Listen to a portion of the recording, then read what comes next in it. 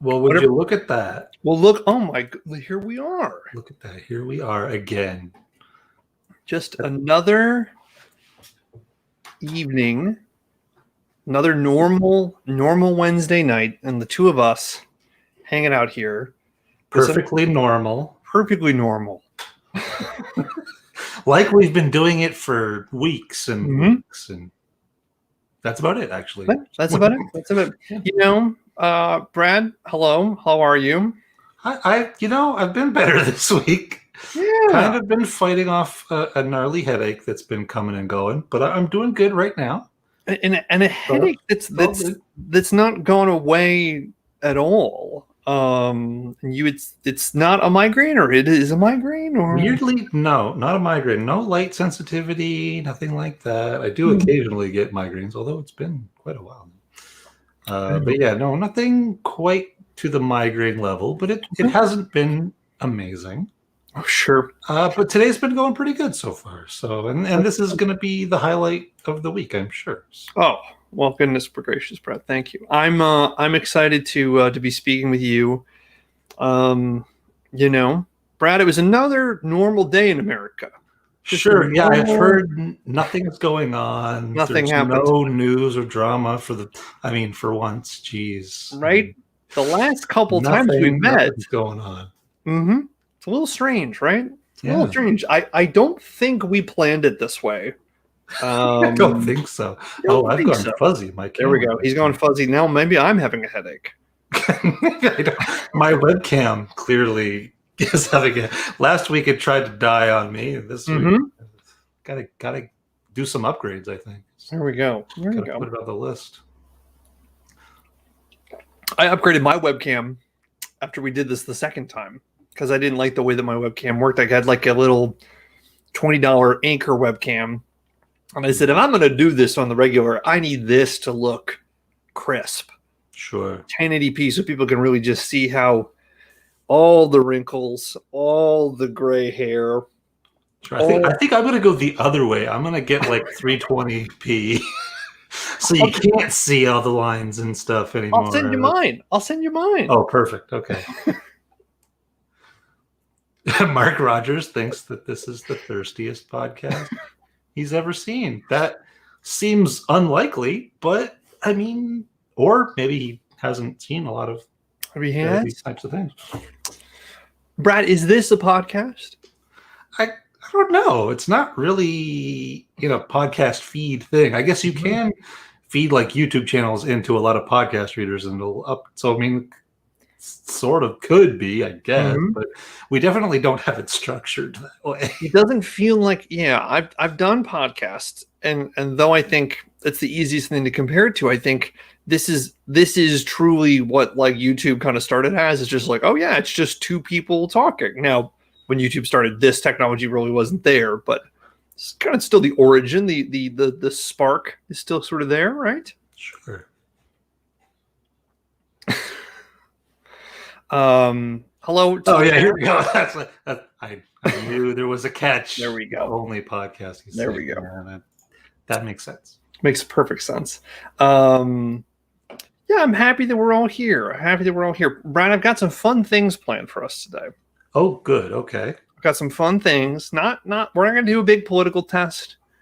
We're not going to roll up a D&D character, but I do have a couple of things that I wanted to talk to you about tonight. Did you have some things you wanted to talk about? I had a couple of things. I have even a political-ish thing. I love it. Since nothing is going on in the U.S. political scene right now, I figured I might as well just get the political stuff out of the way, right? Brad, what was everyone's take in Canada about today? Were there people in the news? I don't know if you read the paper, Brad. I don't know how you get your news. What's paper? Paper? Like papers? Like rolling papers? Rolling papers? Those are the papers I care about. The take in a lot of Canada is sort of that like Jim from The Office, like side-eye, just kind of quick kind of thing. There's a lot of that. Sort of mentality. Like, we don't really want to talk about it, but it's like, like, could you guys just maybe like just a little bit of just you know?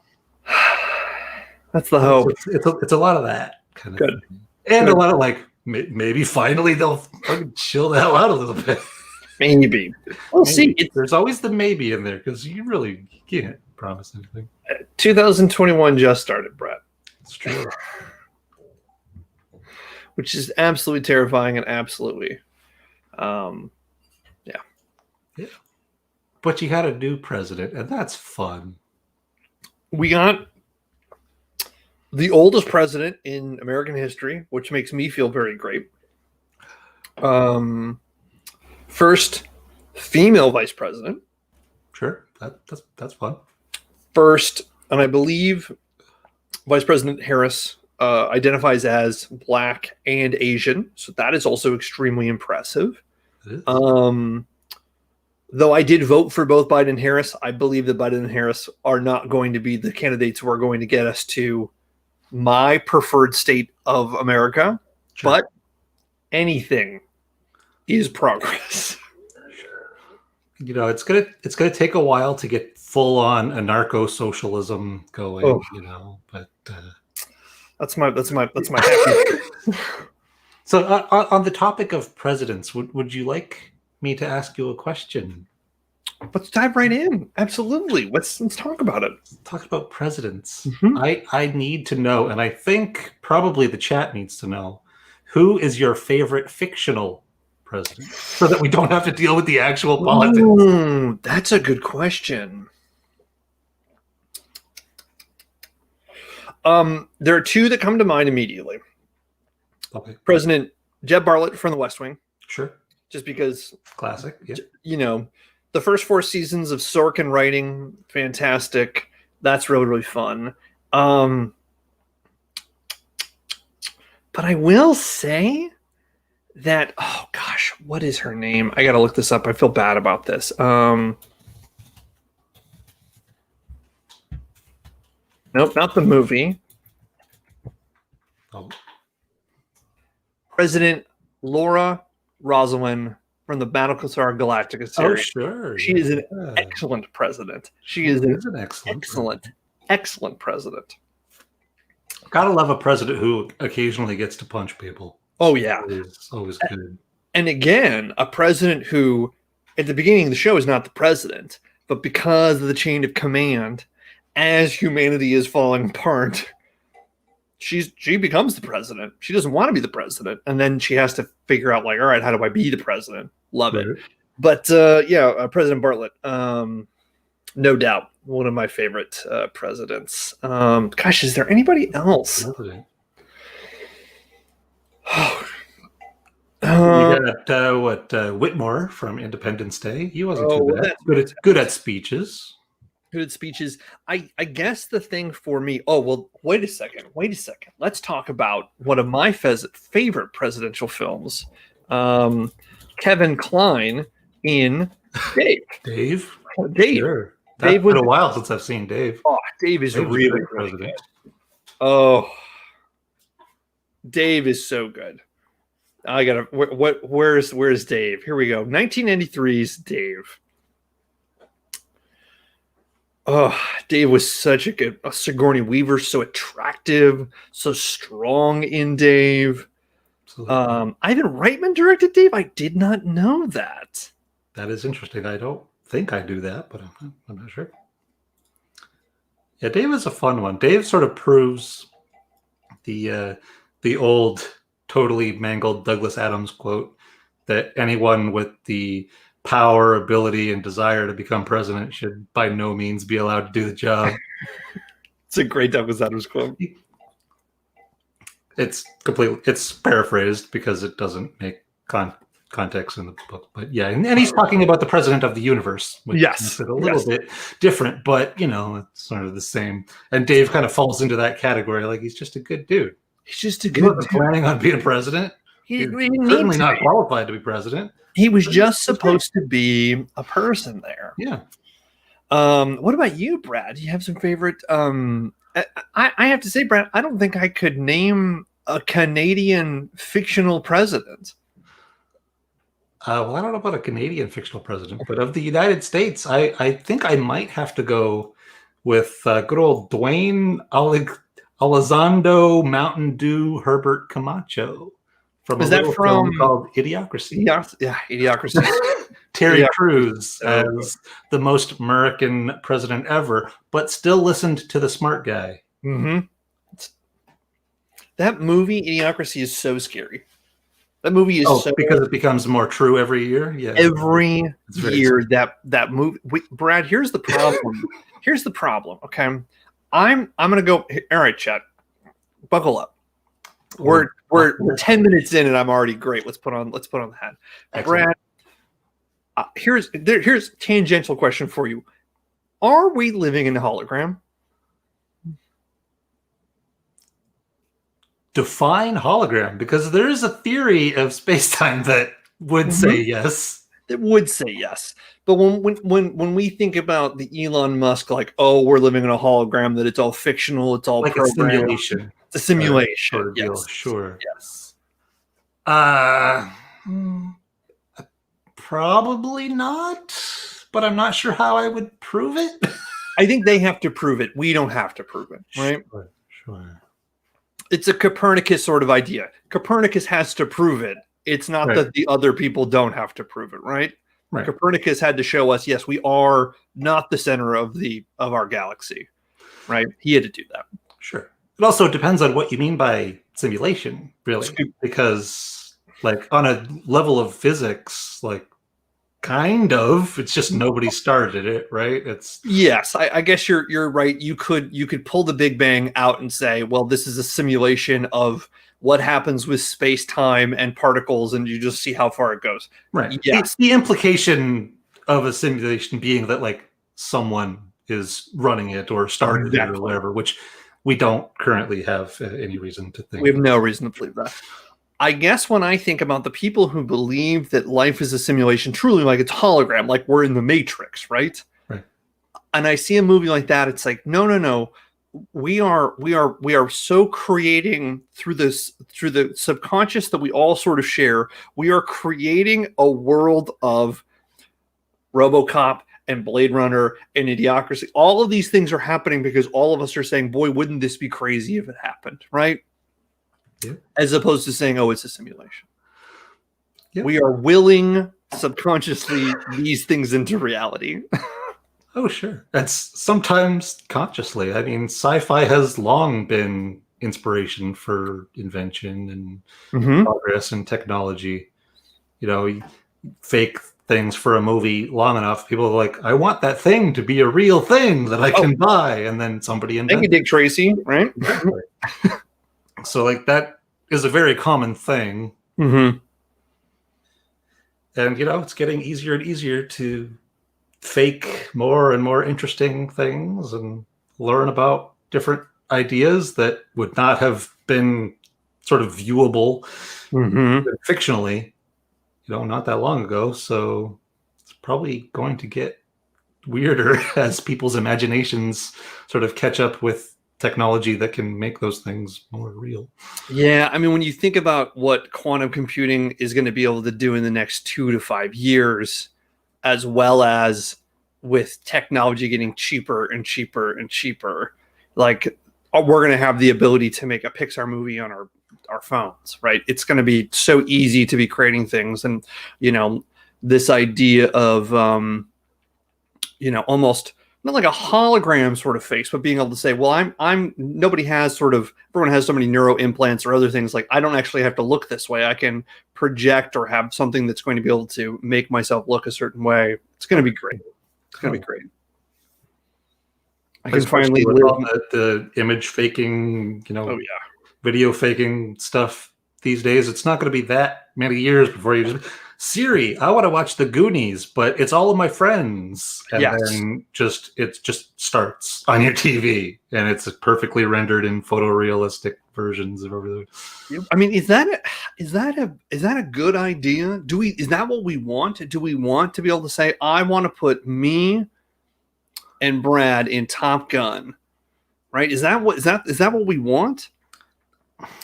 I would say that people would enjoy that, but I don't think it's what we want. Yeah. But the technology will get there because it is what people will want in porn. Yeah, And we all know that porn just propels technology. And so the technology will then exist, and it'll just be easy to transform into, other types of movies or games or whatever. Brad, I gotta be honest, man. I don't think I would want to watch porn with me as the actor, and I love myself. Well, it doesn't have to be you. It can be anybody is the thing, right? And it just takes a couple of photos, and then you got a photorealistic, animated, full thing. It's getting pretty close to being able to do voices too. Oh, the voice stuff, yeah. That stuff still tends to sound a little weird. Yeah, it's definitely getting there. Did you see the movie Her, Brad? I did see the movie Her, yes. I thought Her was I loved that movie on a lot of different levels. I think Spike Jonze makes some very fun movies, as controversial as he is in his own personal life. But that concept of AI, and this, I don't want to ruin Her for everyone else, because I think Spoilers for Her. It came out, 10 years ago? It was wonderful. Also, good buddy of mine, Nate Wonder, in the chat. Oh. I'm sure you do love it. You do love Her, Nate. It's a good movie. I feel like that movie just nailed what I want from an artificial intelligent companion, right? Just someone who I can talk to. Like, I don't want if we're talking about cyberpunk, I don't want a joy bot. I want like a friend who lives on my body who could talk with me, and I can be like, man, what do you think of this? And then it's like, I'm having a conversation, right? Sure. You want Jarvis. But I think Jarvis acts as a again, if we're thinking about Jarvis in the comic book sense, not in the movie sense, I think Jarvis acts as a butler. I don't want a butler. Sure. I want like a I mean, if I'm being really real, what I want is the voice that's up here to exist outside of here, so I can have a conversation with myself and not be up here all the time, right? Sure. Yes. Sex bot, companion bot, yes. I mean, that's where it's going to start, probably. Where it's going to start.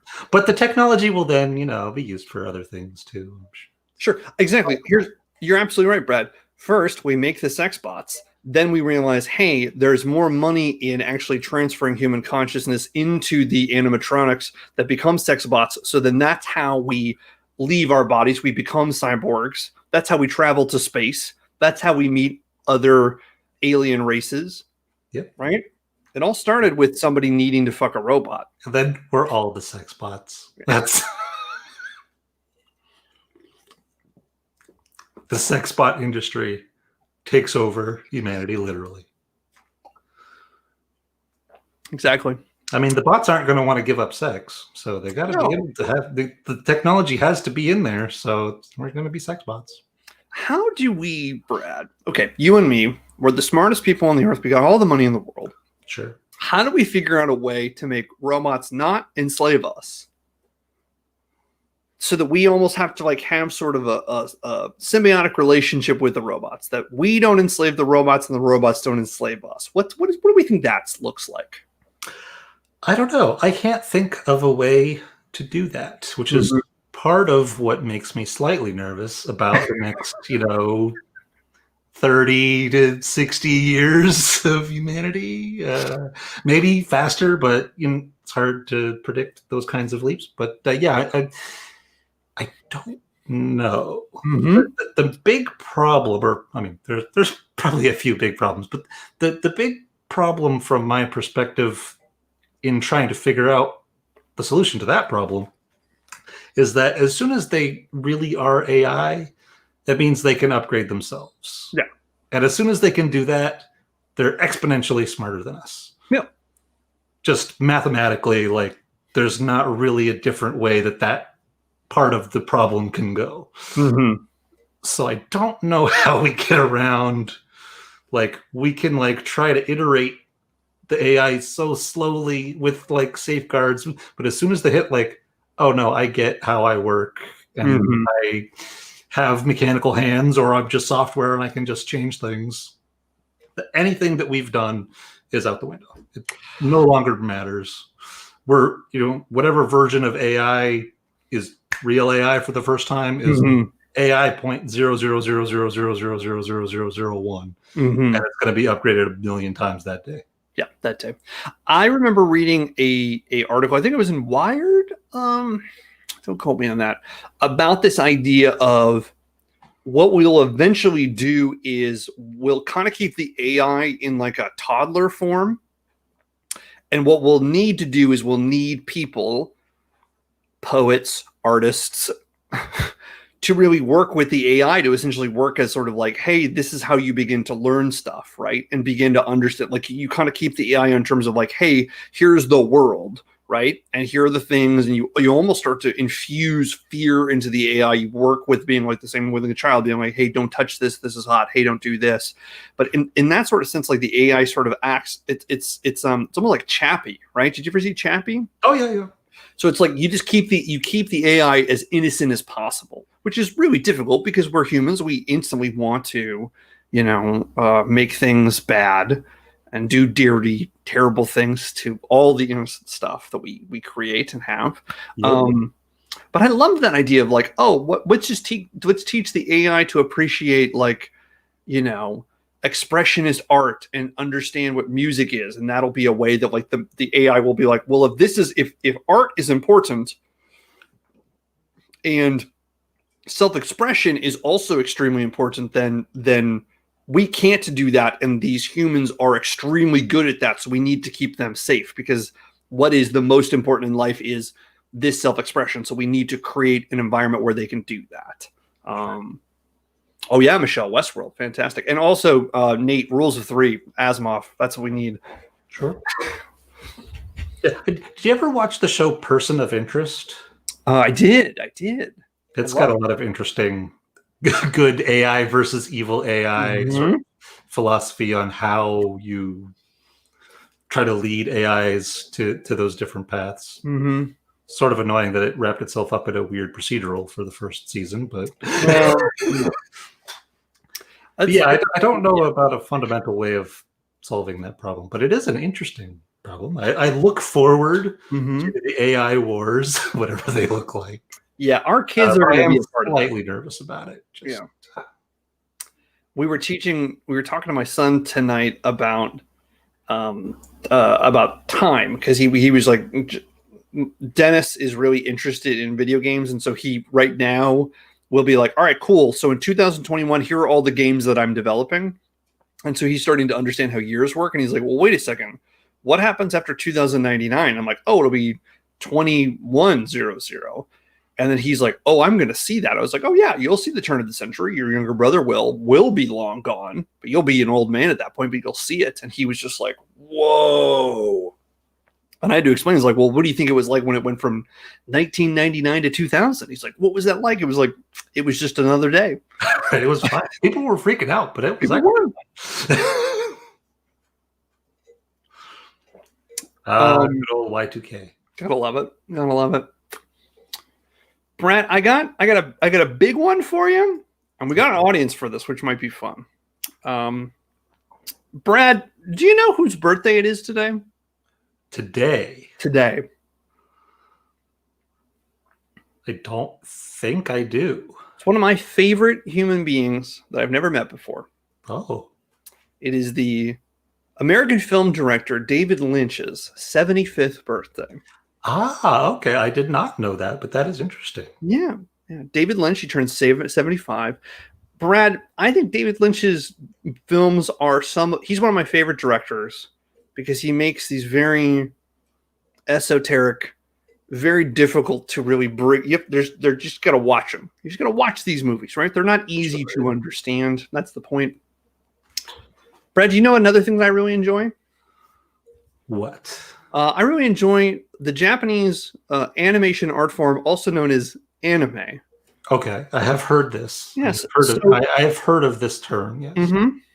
So, Brad, tonight we're going to play a little game called Lynch or Anime. I'm going to read some Wikipedia plot summaries of popular anime shows as well as David Lynch films, and I'd like to see if you can tell what is a David Lynch movie and what's a popular anime show. Okay. It should be interesting. I'm not super into anime, so that's fine. Are you super into David Lynch? Not super. I mean, I'm familiar with a decent chunk of his movies, at least. I mean, the major ones, but you might be able to understand a couple. And I'd love to see, again, if you know what we're talking about, if you want to get in the chat, get in on the game. The points are all fake and nobody really wins. So Brad, to begin with, here's our first one. Okay. Our main character is the most powerful boy in all of England, but he bears the scars of suffering. Forced to watch his beloved parents were brutally murdered, the character has subsequently abducted and violently tortured. Desperate to end his suffering, the boy trades his own soul for a chance at vengeance, casting his lot with one person on whom he could depend, Sebastian, a young demon butler summoned from the very pits of hell. Together, they prowl the darkness alleys of London on missions to snuff out those who would do evil. Brad, is this a David Lynch movie or is this an anime? I'm gonna say anime, but if it's a David Lynch movie, I need to stop this and watch it right now because that sounds awesome. So final answer, anime. I would say anime. Yeah. Anime. Okay, you are correct, Brad. That is a show called Black Butler. Black Butler. Okay, note to self. Note to self. Watch Black Butler. It is excellent. Butler. Okay. Good to know. I'm going to pull one thing up real quick as well.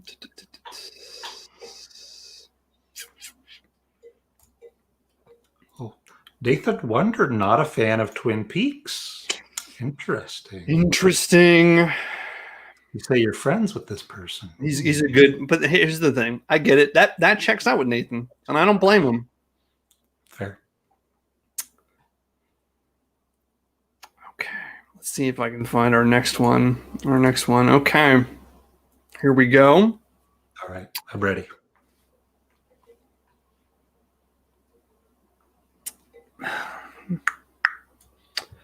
Brad, lovers Lula and Sailor are separated after he is jailed for killing a man who attacked him with a knife. The assailant, Bobby Ray Lemon, was hired by Lula's mother, Marietta Fortune. Upon Sailor's release, Lula picks him up from outside of prison where she hands him a snakeskin jacket. They go to a hotel where she reserved a room, make love, and go see the speed metal band Power Mad. Gonna say anime on that one. Gonna say David Lynch or anime. Say anime. I'm say anime. Brad, that is actually the film Wild at Heart. Okay. Is it good? I haven't seen that one. Wild at Heart is, in fact, Wild at Heart. It's one of Cage's. I mean, again, he's amazing, right? Wild at Heart. Wild at Heart. Laura Dern.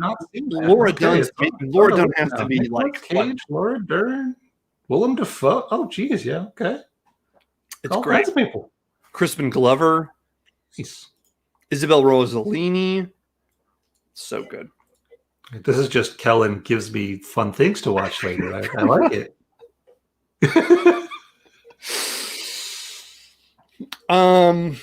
Here we go, Brad. A young ninja rejected by his village for having the nine-tailed beast sealed within him.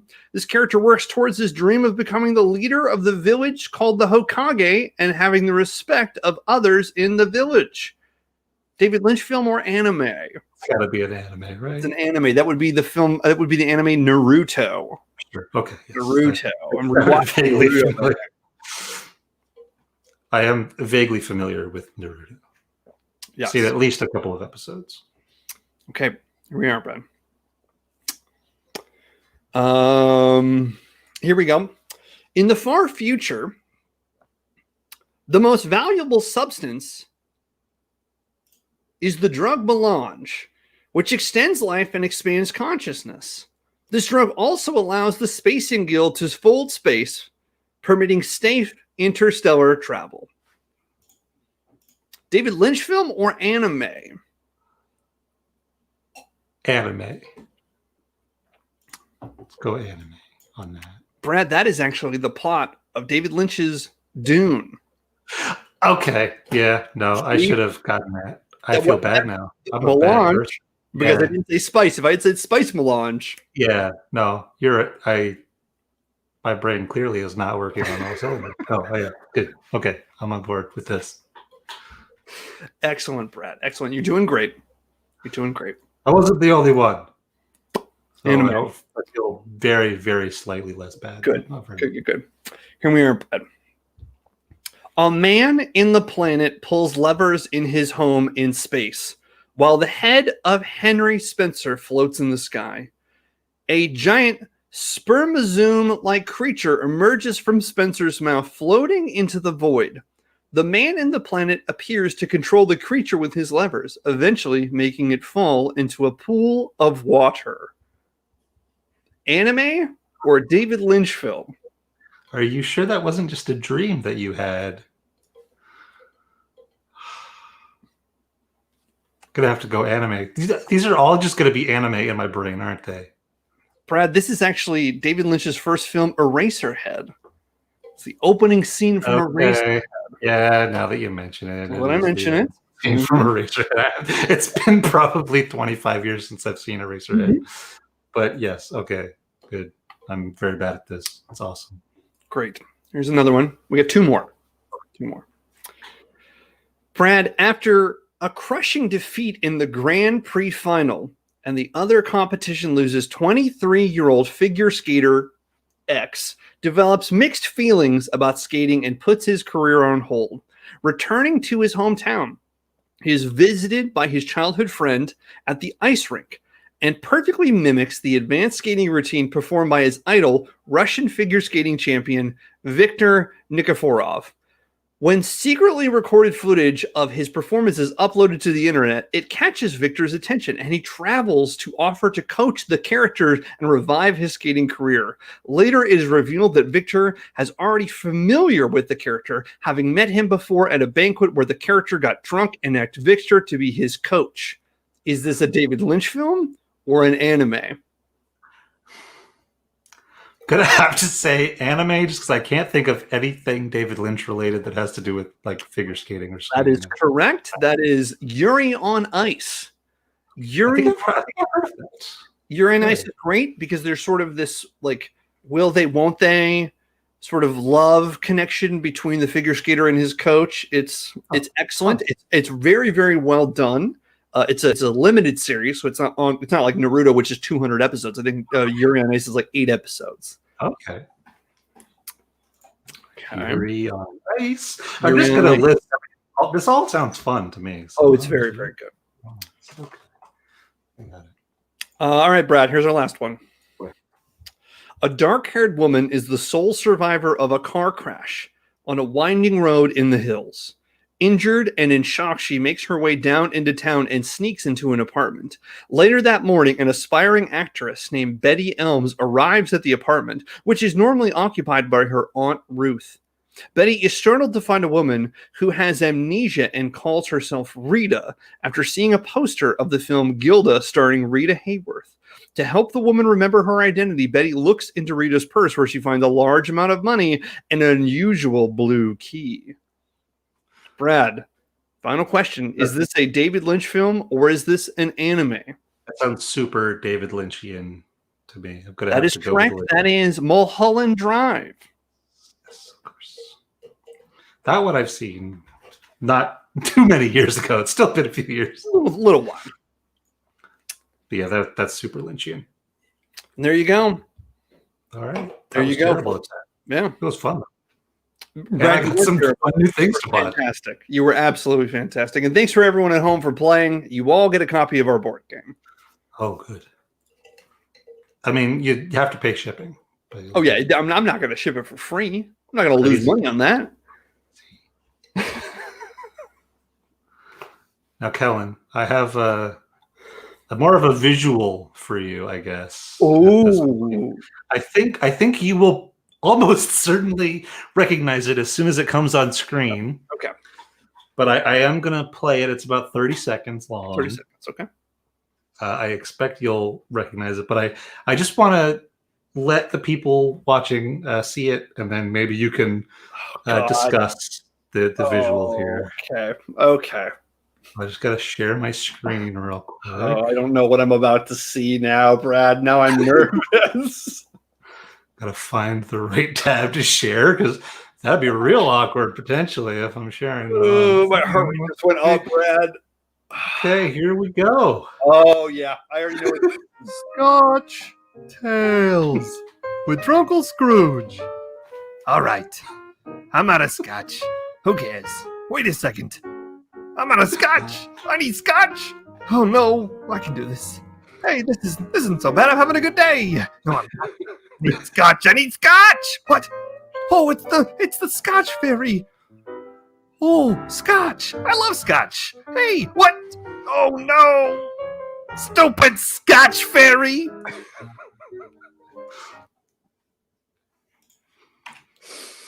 There we go. I'm familiar with that. I'm very familiar with the animation. Yeah. So, as some of you might have noticed, the end credit there. What's up with that animation there, Kellen? What's that about? So I had just moved to Chicago, actually, and funny enough, Nathan Wonder and I in the chat were roommates at the time. Nice. Nathan Wonder actually might have been one of the first people to ever see that before it was posted. Amazing. I had just moved here. I was very, very poor, and I was very, very bored. Nate and I lived in this apartment in Lakeview, Chicago, and essentially it was a two-bedroom apartment where the only thing we had in the apartment was a TV, 2 chairs, and an Xbox. That's all we do. We just played video games all the time. That was it. It was great. It's a good old time. It was 2008. The economy had just crumbled. There were no jobs in Chicago. Nate was in school. I came to Chicago thinking there were jobs. There were no jobs. And I had seen some early YouTube videos of some animation, and I remember thinking I could do that. Animation can't be that hard. And easy. I drew that. And then I realized, I got to do a voice on it. And I write, okay, I guess what I did is I recorded the voice afterwards. And I watch that video sometimes, and I'm like, boy, if I had recorded the voice before I did it, it would sink so much more. But that was actually Drunkle Scrooge was a character in college that I would draw in books, and I would just draw this little guy who would always be like, oh, I want my scotch. That's it. Oh, I love scotch. And that was a character that I would do. And good that character. Relatable to me. Mm-hmm. Very relatable character. Yes. Nate, I was talking about when we lived together here in Chicago, and we lived in an apartment where there was nothing but 2 chairs, TV, and an Xbox, and it was glorious. Yeah, Brad, I was going to say, how'd you find that? But then I'm like, oh, that's actually very easy to find. Excuse me. That's not like that's hidden. No. So the secret is out since you followed this account. Oh, yeah. Kellen has a YouTube account. Click, yes. And then it's just right there. And so I had to play it because it's awesome, and it was just a fun little thing. Thank you, Brad. Thank you. Yeah, man. I love playing Catan. Oh yeah, there's a lot of Catan and Fable too. Talk about a throwback, right? The first Fable on the 360. Oh geez, yeah. So fun. I love animation, Brad, and I wish animation was easier. Because I think in my brain, one of the things that I've always struggled with is the things that I want to do. When I think about creating things, I always want to do things animated because I watch so much cartoons and I just think that way. Sure. And I wish that I had the skills or even just the attention span to learn how to do animation myself. But it is so time consuming. It is so difficult. It is not a one person thing. It is not something that one person just sits down and says, I'm going to animate this. It's not, you don't do that, right? Probably not. No. just wait for your AI that can just spin up any kind of animated thing you want. You just, here's one perspective of the character. Now I'll describe the plot, and then Just do this. Yeah. Oh boy, Brad. When you were like, I'm gonna play something for you, it's like, is Brad gonna? There's a lot. It's you Google Kellen Brad. There's a lot of stuff that comes up. Sure, I'm gonna just find just something deep down in the closet that you don't want to think about, and just play it for you. I mean, that's the thing. I mean, there's probably, I'm sure there's some videos out there of me saying stuff that I don't remember, talking about things out my ass as always. The same way that in 10 years I might watch this show and be like, the fuck was I talking about? What do I mean is life a hologram? That doesn't make any sense. We know the universe is a liquid. What is he talking about a hologram? What is he talking about a hologram? Come on. It's not a hologram. Oh boy, Brad, that was a real treat. And I'm glad you enjoyed that.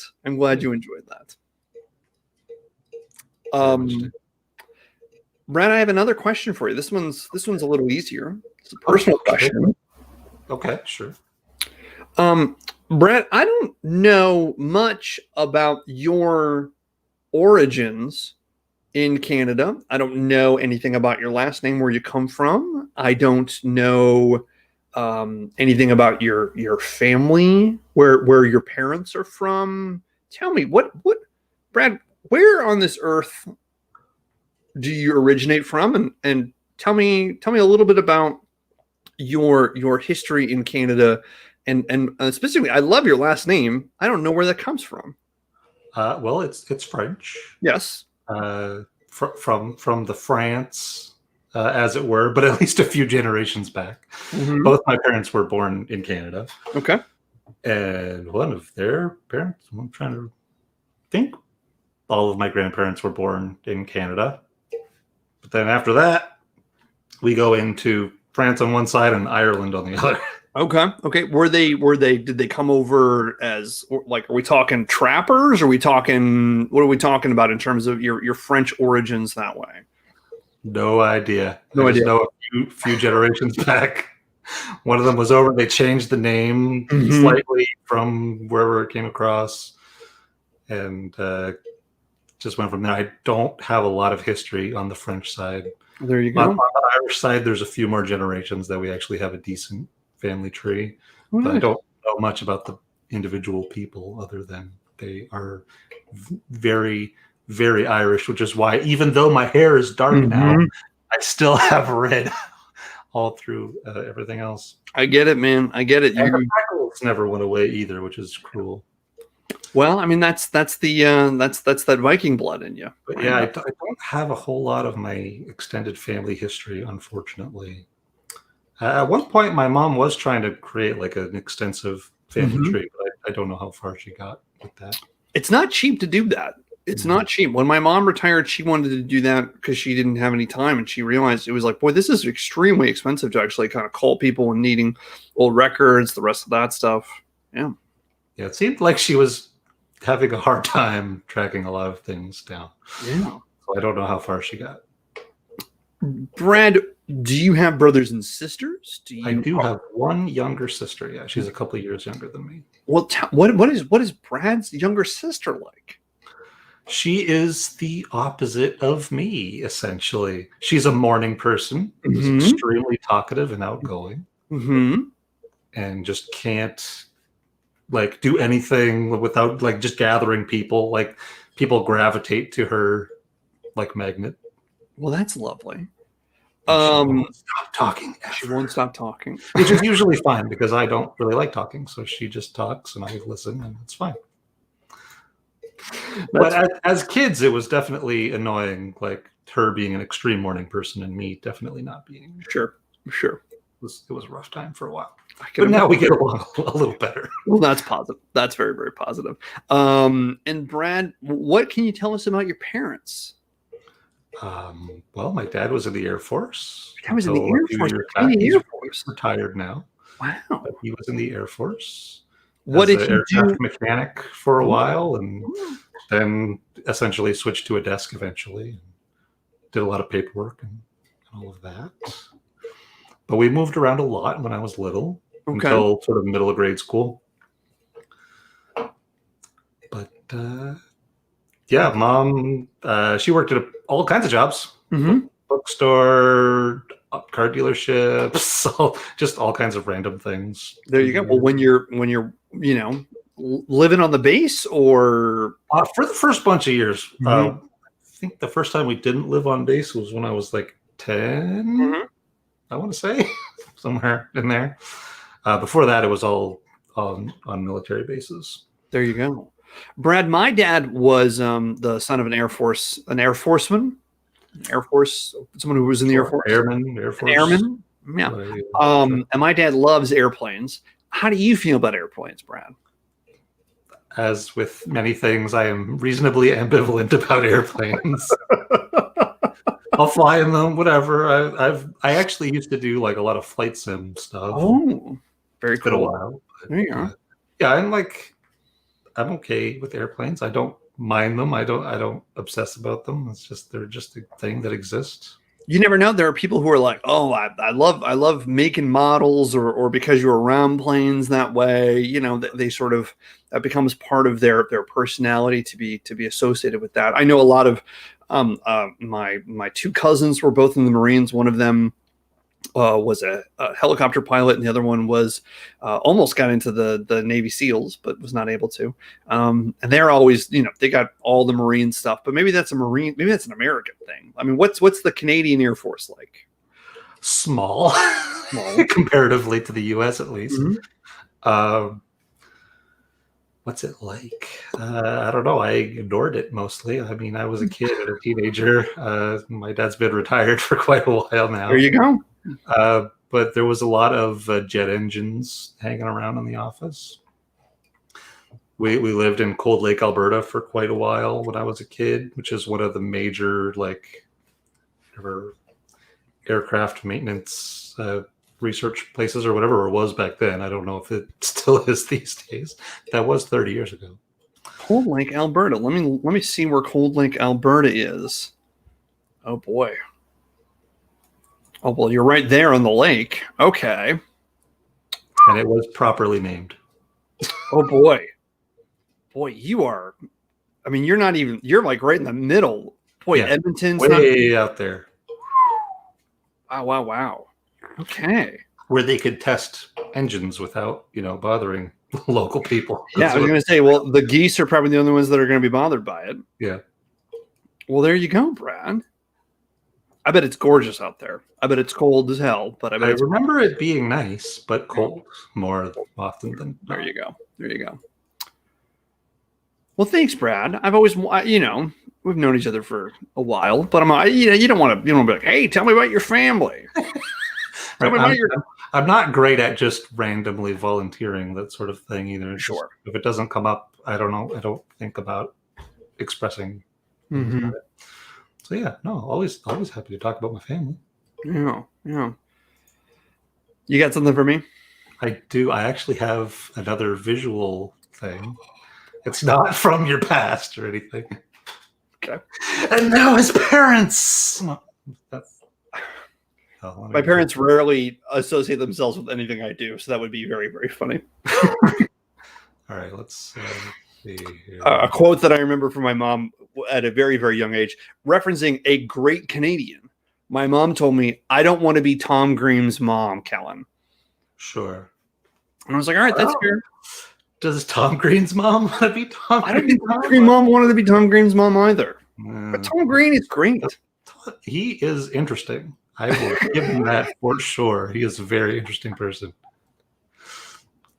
Which is a nice segue to this, because Kellen, see if I could pull this up. What do you think all of these people have in common? None of these people are real, right? That's right. Yeah. They don't exist. None of these people are real at all. That an AI generated. Speaking of AI a little bit earlier. Yeah. Brad, This is sort of photorealistic AI generated nonsense we were sort of alluding to the beginnings of existing currently.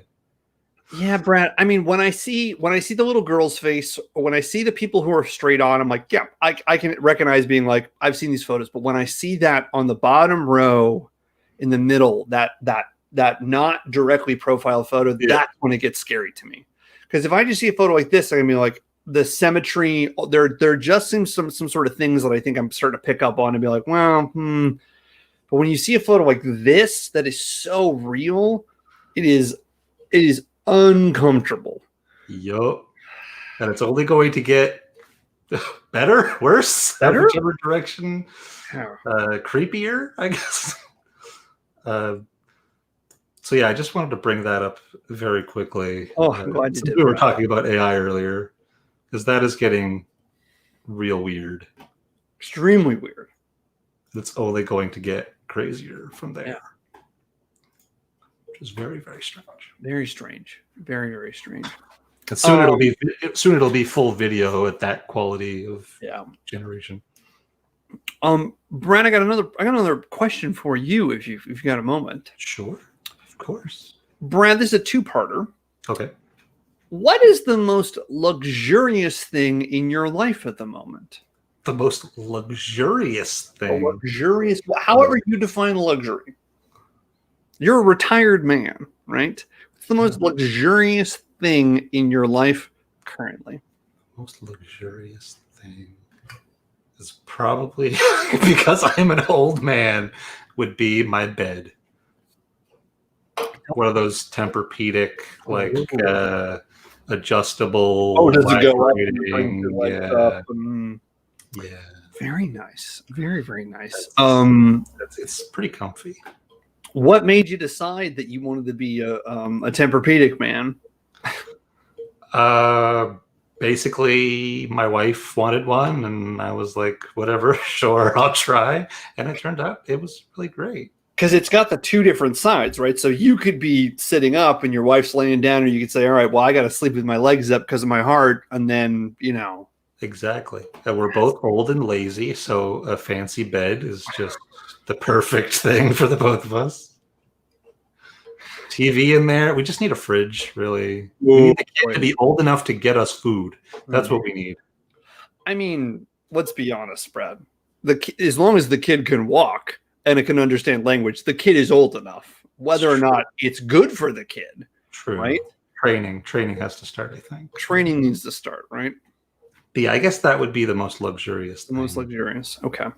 Here's the second part then. What would be something you could add to your life that would overtake that as the most luxurious thing in your life? Anything at all. Anything at all. Anything at all. Someone to deal with putting the kid to bed. An au pair. Oh, that's such a boy, man! You really nailed that. Outlier in my life that can just be hilarious and also put the kid to bed. What is it, Brad, about putting children to bed that is both stressful, sad, and frustrating at the same time? I don't know. It may be the fact that we are trying to get them to do the thing that we desperately want more of. We need it.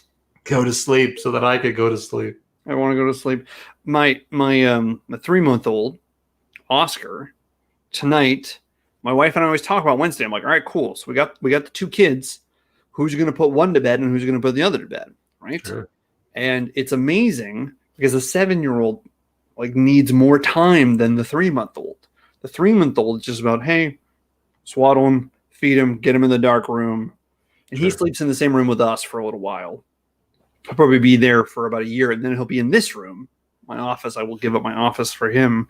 But what I think is just so interesting is, I will sit there in the dark with him, and I'm just in this weird meditative state. The room is pitch black. There's not a single light in the room. room, and I'm just holding him, and he's just there. And there's these moments where I'm like, what is going on?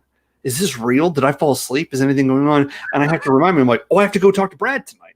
All right, what am I talking about? Okay, I got to talk about the Lynch thing. I'm going to talk about the luxury thing. I got one more question I'm going to ask him. And then I'm like, it's so funny. And yet, if I were to be in the other room dealing with my 7-year-old who should be able to put himself to bed, there are times where the 7-year-old needs so much more attention, so much more. And there's nothing wrong with it. He's dealing with his own sort of stuff. But like, for sure, it's that juggling act of I want to give them the attention. I want to make them feel good. I don't want to be a jerk. But at a certain point, I'm like, just go fucking bed. Just let Samuel L. Jackson read "Go the Fuck to Sleep" to them, and it'll be fine. We started doing like sleep stories because he really liked that. He really liked hearing a sleep story, and we did that for like almost a year. We just put the phone on and we just lay in the bed with him and do some sleep stories. And at this point, he like knows them all, so they don't really do anything for him. And so we're trying to figure out what's that next level of like, how do we get him to listen to something that helps him be like, okay, I'll go to sleep, because I can't talk him to sleep every single night. Got any ideas? What do you do with your kid? What's the bedtime routine? Usually watch some kind of cartoon or these days like game speed running video on YouTube. He's super obsessed with all of that. Oh, nice. And just kind of snuggle in a rocking chair and try to relax for a little bit.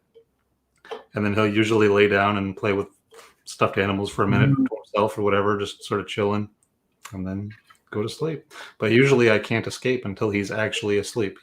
He isn't in the mood to let me escape. Yeah. He's like, no, Dad, stay here. So if I try to leave early, then it creates a bigger fuss than if I just sit there for a few extra minutes. Exactly. So just to stay what I end up doing. Yeah. Although we do have to start pushing away from that at some point. I mean, if you don't, it's working. So I mean, what's so funny is it comes and it goes, right?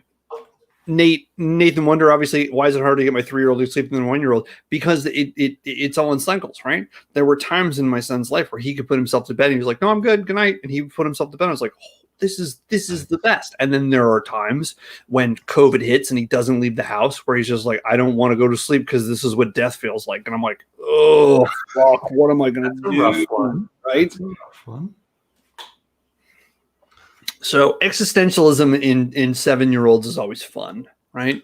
Sure. And I can't just have him read Camus and then realize that his existentialism isn't even that existential, right? There's got to be some like child-centric audiobooks on existential dread that you could get. Come on, like I'm sure there's like, some angry German priest who's reading Kierkegaard in terms of like, sin in its relation to death, that my son will be like, I just want to turn this off and go to sleep, Dad. Right. You have to make it so obtuse and aggravating that he doesn't want to deal with it and would rather go to sleep. It's actually a great idea. This Listen, it'll either solve the problem or make it way worse. It's a risk. Whatever. But, parenting, you got to make choices.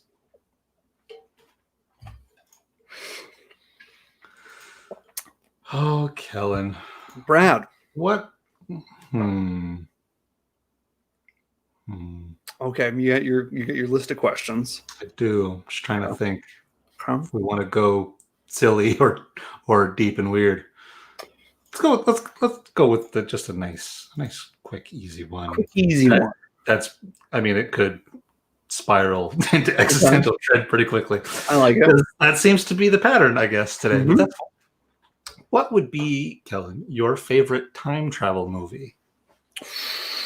My favorite time travel movie. In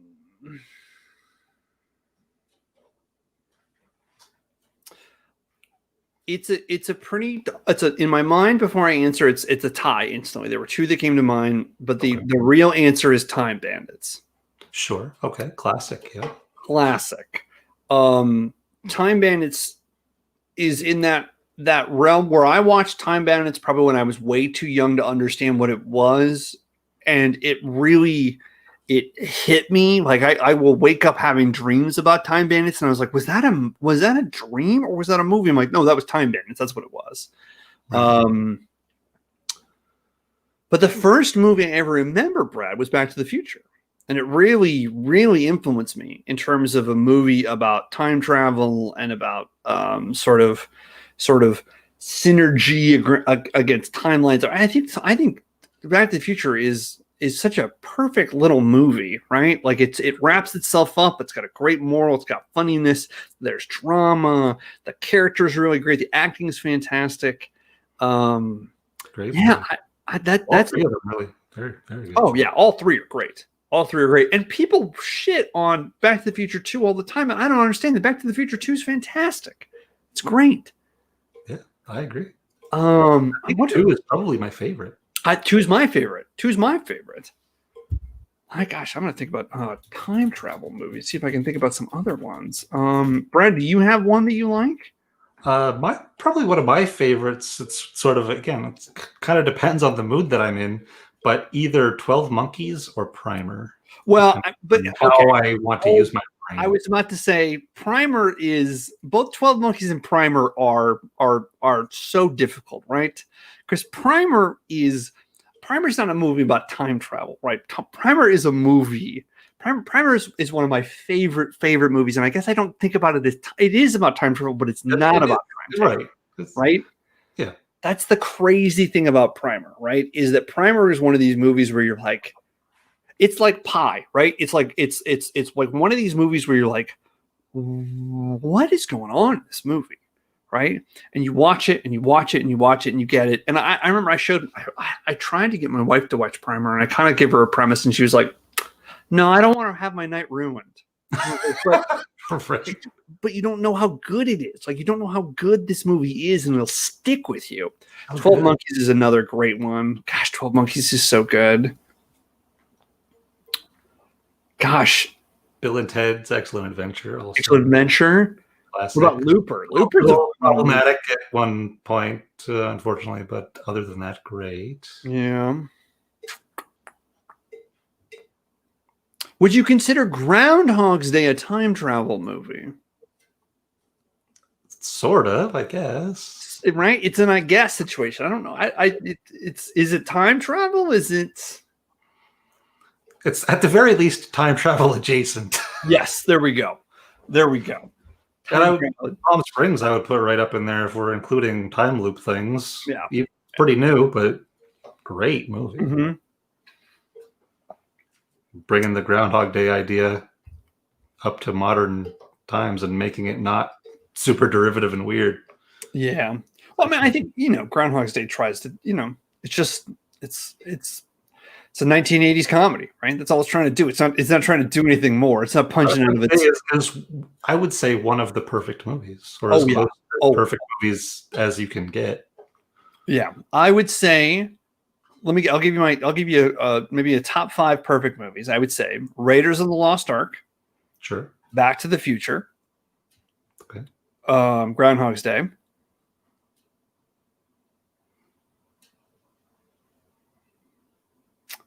I'm gonna try not to get too esoteric with other stuff like that, because I'm like, oh, it's got to be Yojimbo, but I'm like, but nah, it is what it is. Well, fuck, I set myself up and now I can't think of something, Brad. Excuse me. It's okay. There's only 3 or 4 movies. It's fine. Yeah, there we go.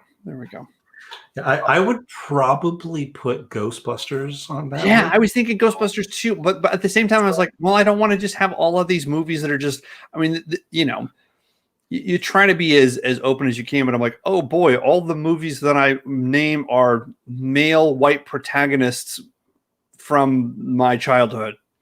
Sure. Stereotypical. Is what it is. Yeah. Brad. Yes, Kellen. Here's my question for you. Okay. You are in a desert cave. You've been left for dead. Okay. Everyone you know thinks that you're dead. It's just you and your small primate friend. Okay.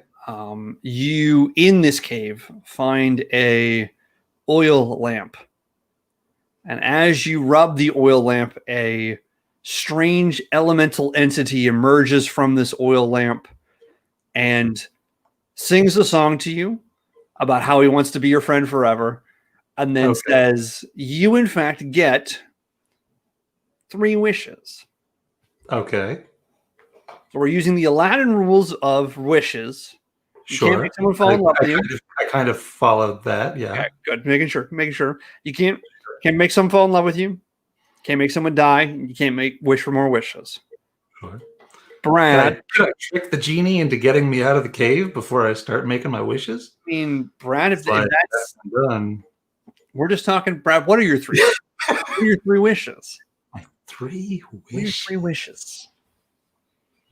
Yes, Michelle, a genie. Yes, a genie. Excuse me. Are they talking about a genie? Oh, that's a tough one. Right?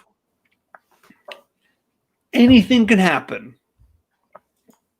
I would probably, I mean, I gotta go like super stereotypical, like make Earth a utopia for people so that like it doesn't suck so much. Wow, Brad. Wow. How selfish.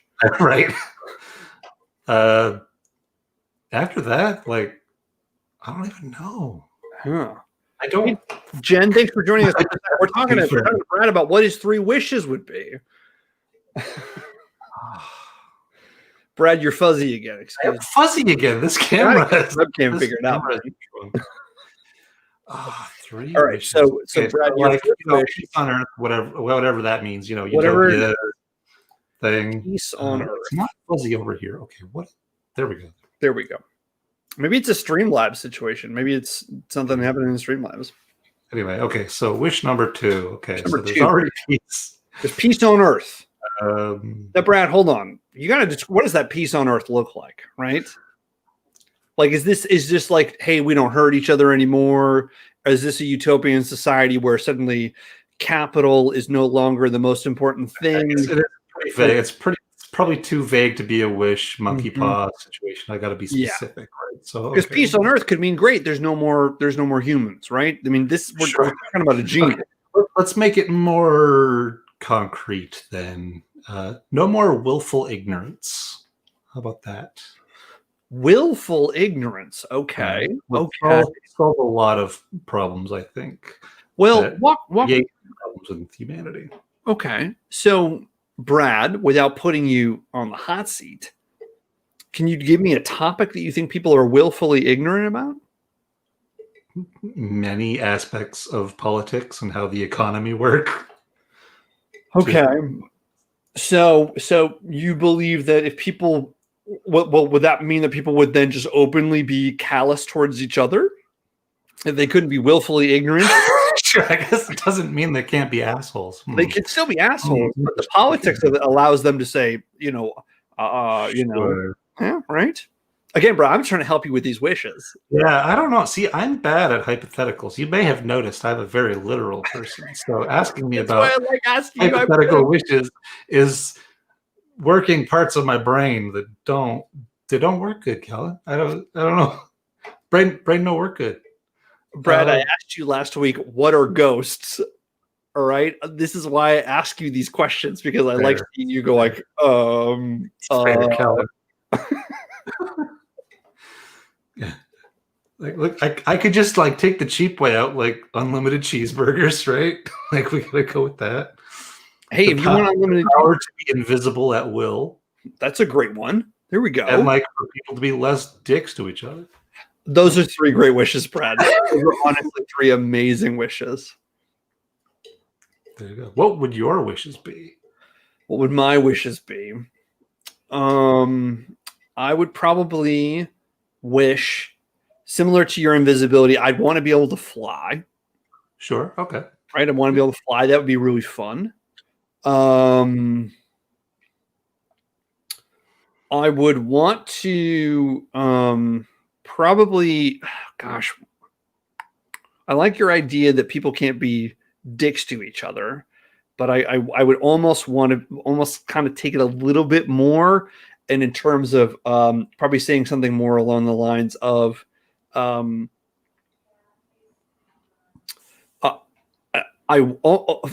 it is. Here's the wish. I wish we were at the point in the Star Trek canon where humanity figured it out, right? Where we're all right. Okay, cool. If we want to be able to go into the stars and actually go beyond what humanity could be, we have to work together. I'd say, great. That's where I want to be. That's where I want society to be, where we're all finally unified that way, right? And who knows, Brad? Maybe the monkey's paw is great. So it's been 10,000 years of nonstop war, and humanity has been broken, right? I mean, if we're talking about time travel movies, Brad, there's another time travel movie, First Contact, right? Sure. Right? Or Journey Home. There's another good time travel movie. I was gonna say, what is Carrie part of the Borg? Is that what she's telling me? Goodness gracious! See, that sounds like the monkey paw situation. Like, sure, you're good. Humanity is fine now, and then you get wiped out. Yeah, and then yeah, that's when the Borg shows up and they just completely destroy humanity. Yeah. Carrie is saying that we are the Borg. Brad, are we the Borg? I mean, humans are kind of analogous to parasites in a lot of ways. Brad, are we the baddies? We might be the bad. Check for skulls on all of the paraphernalia. Just we might. Oh no! Might be the baddies.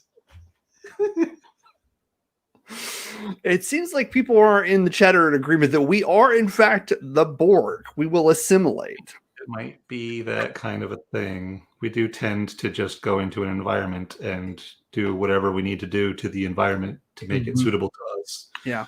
Brad, I'm going to take back my first wish. I wouldn't want to fly. I'd want to have the Flash's superpower. I'd want to be able to travel so fast that I could either go into the future or go into the past, but also just go places quickly. That's my superpower.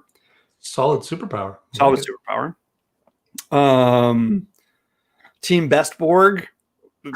There's a lot to unpack with that, honestly. That's a very political statement, Carrie. That's a very political statement. My camera's getting fuzzy again. Okay, I'm gonna get a new camera for next. Get a new camera. I guess my third wish, Brad, would be to live in Canada, because I've always wanted to live in Canada, and I fear that in my lifetime I might not ever be able to say I was a Canadian citizen. Well, it is nice here. The weather is about the same as your area, so you probably won't get too shocked with that. Yeah. Mm-hmm. I say come on up. Mm-hmm. You might have to wait a few months. I'll wait some time. I'm going to wait out the pandemic. We'll see. And here's the thing for me. I don't want to be that sort of American who's like, I'm out of here. I don't want to be here anymore. I want to be an American that says, I'm having a great time here. I'm going to go to Canada because I think there's gold in those hills. And I'm going to go pan for some gold. That's what I'm going to do. Well, come on up. Yeah. We got lots of space. Yeah. Mark's saying that sounds like an anime. I think Mark is correct. That is an anime show. Mark with an excellent callback. Thank you, Mark. An anime. Maybe it should be an anime. Should be. So if you want to get into animation, I mean, it's never too late. I'm sure it's getting easier and easier all the time. I think it is. I just think, like I said before, anime is like, you need people, right? And if it was like, if I found a group of animators like Kellen, write a script, trust me, I would be like, cool, I'm going to quit my job and I'm just going to write these anime scripts and just get all these weird stories on my brain. The thing I like about anime so much is they're fine with saying like, hey, great, here's a TV show. And the first 15 minutes is the last 15 minutes of the show you just watched. We're going to give you 15 minutes of content. And then the last 10 minutes is going to be preamble to what the next 10 minutes of the next show is going to be. It's so good. So good. I love it. The Dragon Ball style, where it takes 14 episodes to get through 2 minutes of actual events. I think that might be the thing that made me not watch that much anime. Is like Dragon Ball Z was one of the first animes I ever saw as a kid, and it just bored me to death. I was like, "This is what it is." Okay, never mind. Yeah, I will, Brad. If you're actually interested in some anime, I will find a couple shows to recommend. Actually, Black Butler is very, very good. Yuri on Ice is really good. I'm watching Naruto for the first time right now, kind of passively in the background, and it's a good show to just passively watch, but it's not so good. My Hero Academia is excellent. If you want to watch a show about like high school superheroes, it's awesome. It is awesome. I feel like I watched Sword Art Online, and I've seen a few of the kind of major, whatever, well-known-ish ones that have decent translations or whatever, but I haven't really dug into anime. Well, that's the whole other thing. Like, it's like, all right, well, do I want to read and understand what the original Japanese was, or do I want to listen to a dub so I can, kind of watch it a bit more passively? I actually really enjoy that aspect of it. Like, all right, cool. What part of my brain do I want to be? Right. Like, if I'm in sort of a different sort of place, I might be like, all right, cool. I really just want to like have something in the background, enjoy it. That is what it is. It's another problem is I can't really watch things with subtitles and still see the visuals. Like I can't process them both at the same time. Yeah. For whatever reason, I'm just reading a book basically. If there's subtitles, even on like movies, like with just foreign subtitle parts and stuff, I can't process both. I have to watch it 2 or 3 times until you start to kind of be like, all right, I know what they're saying. Yeah, that's fair. That's fair. That's a my brain problem more than a general. But your brain can do some other amazing things, Brad, that my brain cannot do. Let's see, what else do we want to do? Yeah, you got another question for me before we start to wrap things up, Brad? This has been a good one. I mean, they're always good. I'll tell you what. Let's do a little test. Not as big as the test that you gave me last time. Okay. And I have a feeling you probably will figure out what this is testing for fairly quickly. Okay. But just for the sake of curiosity, let's do a little test. So it's just I think it's like maybe 15 questions or something. Okay. Let's do a test. Let's see. So question number 1. Number 1. Most would describe me as charming and nonchalant. I can turn my charm on and off like a faucet. Is that definitely describing you, sort of describing you, or not really describing you at all? If other people are describing me, yes. I think people consider me much more charming than I consider myself. Okay. I think these are all structured that way, sort of like doesn't describe me, sort of describes me, or is definitely. Definitely. Okay, so those 3 options. So I do what I want, when I want, the moment the impulse strikes me, regardless of what others want. That would not describe me. No. Okay. I think I know what this test is too. Right, yeah, I figured you would, just like I knew what the political compass test was. Yes. But I'm going to continue the test anyway. I'm very excited to see if I pass this test. If something goes wrong or turns out badly, it's not my fault. I tend to blame myself a lot for things, so that would not be something I would describe myself as. Yes, right. I've gotten into legal or criminal trouble as an adult, not just a speeding or parking ticket. Can I plead the 5th on this? Technically, Americans can plead the 5th in court. This is not a court, but I'll let you do it anyway if you want. Brad, I have gotten in legal trouble before. Yes. Okay. Well, no, excuse me. Legal trouble would constitute that I went to court, right? Right. Like something that resulted in more than a parking ticket, essentially. I'm going to say no, it hasn't, because it's not a yes, and it's not I guess it's in the middle. It's in the middle? Okay. So it's sort of? Sort of? Not really, but sort of. Okay. I have a lawyer, Brad, but I've never been to court, I guess. Okay, that's what interesting. I might need this story after we're done streaming, but for now, you can plead the 5th. Yeah, there we go. We'll go with that. Okay, next one we got.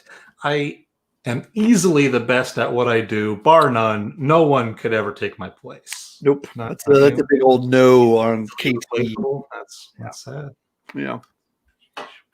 Right. I do whatever I feel like doing, and I don't care what others think, or even if it's legal. That's a no. That's a no. I need consensus. I need people to tell me that it's okay for me to do something. I'm definitely one of those ask for permission people, not the beg for forgiveness afterward. Interesting. Yeah. Interesting. Not surprising, but interesting. Yeah. Every person for themselves. I don't see the point in feeling sorry for other people, and I have no desire to help others. That is a big old no. It's a big old no. Big old no. That goes, it's a big no. Need to help others. Okay. I've gotten into legal or criminal trouble when I was a teenager, not just a speeding ticket. Nope. That's a big old no. Not as a teenager. Kellen wasn't a bad boy. I was not a bad boy. I was not a bad boy. My father was a police officer when I was a kid, so I couldn't be a bad boy. That would be. I mean, it could swing wildly in either direction, really. But okay, good to know. All right. I have no problem or concern in lying in order to get what I want. You a big old liar, Kellen. I'm not a liar. I don't like lying to people. And I think I'm not a liar. That's the truest thing I think I could say right now. I mean, I guess I'll have to take your word for that, but okay. Live in the moment is what I say. The future will take care of itself, and learning from your past is pointless. That's a medium, because in some ways I like living in the moment. I think being present is very important, but you have to learn from your past to truly understand how to be in the present, or else you're going to repeat the mistakes of the past. So I guess in the middle, I guess that would be the middle one. Okay, sure. I never feel remorse, shame, or guilt about something I've said or done. I still wake up thinking about things I said in high school in class. So that is a no. Okay. No, it is. Yeah. And finally here, I don't see the point in taking on responsibilities of any kind. They just weigh you down. I have 2 kids. I have 2 kids. I could be a bad person that way, but no, I see a lot of responsibility. I need responsibility. So, all right. Let's see. So it turns out that we have been, as I imagine you assume, taking a test about psychopathy. Yes. If you were a psychopath. Yes. Turns out, no. According to this short internet quiz, you are not a psychopath. You scored a 4 out of 24. 24. Seems like pretty low on the psychopath scale. It says here 0 to 12. No psychopathy. No psychopathy. 13 to 17, psychopathy, like maybe a little bit, little bit, maybe. Yeah. And then 18 plus is like, yo, you're a psycho. The interesting thing I think about all of the psychopath tests is a psychopath would know that a psychopath test was coming and would be able to lie themselves out of it. So, am I a psychopath, Brad? Or am I not? I mean, I guess we may never know. Are you curious to know what my score was? When I would love to know what your score is, Brad. My score was 12. Right there. Okay. Right there on the line, which kind of makes sense because I was diagnosed as borderline ASPD as a kid. So I did not know that, Brad. Okay, well, we'll have to talk about that next week then, if you want to. Excuse me. We could. But yeah, so probably not a psychopath, but there's a little bit there. Yeah. Well, Brad, maybe next week we'll talk a little bit about psychopathy. Brad, have you ever met a psychopath before? I'm sure I've met lots. I used to work in tech. Yeah, I was going to say, Brad, maybe Brad, next week we talk about our tech experience and all the psychopaths we've worked with. That sounds like a great plan. Actually, that could be very fun. Sharing war stories of, early tech, the people that we met. It's like, well, how did this person get this job? Oh, right, they're a psychopath. Yeah. I had to stop watching the show Silicon Valley because it reminded me too much of a few people that I knew.